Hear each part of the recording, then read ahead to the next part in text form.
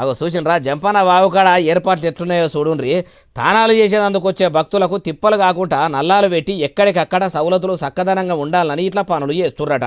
మేడారం గుడికాడ అవుతున్న అన్ని పనులను ఇట్లా మహిళా మంత్రి అడవిబిడ్డ సీతక్కను ఎంటబెట్టుకుని రెవెన్యూ మంత్రి పొంగులేటి శ్రీనివాసరెడ్డి సారు కలెదిరిగి పనులన్నీ పరీక్ష బట్టి చూసుకుంటూ వచ్చిండట.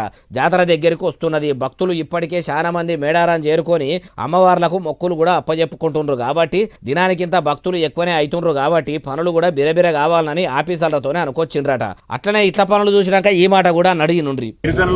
గిరిజనులు సాంప్రదాయబద్ధంగా గిరిజనేతరులు కోట్లాది మంది ఆరాధ్య దైవంగా పూజించే సమ్మక్క సారలమ్మకు సంబంధించిన రెనోవేషన్ పనులు యుద్ధ ప్రాతిపదికన రైట్ టైంలో కంప్లీషన్ కి దగ్గరలో ఉన్నాయని చెప్పడానికి సంతోషిస్తున్నారు. ఈయనరా మంత్రి పొంగులేటి శ్రీనివాసరెడ్డి సార్ ఏమంటుండో ఇంకా మస్తుగానే అన్నాడు. మొత్తం ముచ్చటి నుండి ఈ నెల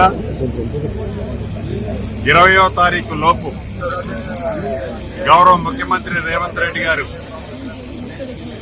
ఒక రోజు ముందే ఇక్కడికి వచ్చి నైట్ హాల్ట్ ఇక్కడ చేసి తెల్లవారి ఉదయం ఈ పునరుద్ధరణ పనులు ఏవైతే జరిగాయో వాటిని ప్రారంభించుకునే కార్యక్రమాన్ని కూడా చేపట్టబోతున్నామని చెప్పటానికి సమ్మక్క సారలమ్మ భక్తులందరికీ శుభవార్తగా తెలియజేస్తున్నాను.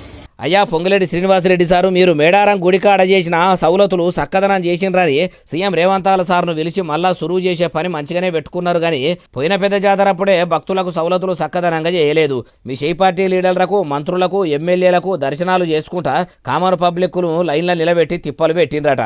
ఇదేం సర్కార్ అనుకుంటా భక్తులు చాననే కోపానికి వచ్చిండ్రు కాబట్టి తిప్పలు లేకుండా మొక్కులు అప్పచెప్పుకునేటట్టు చేయాలని అంటుండ్రు ఈ ముచ్చటిన్నోళ్ళు.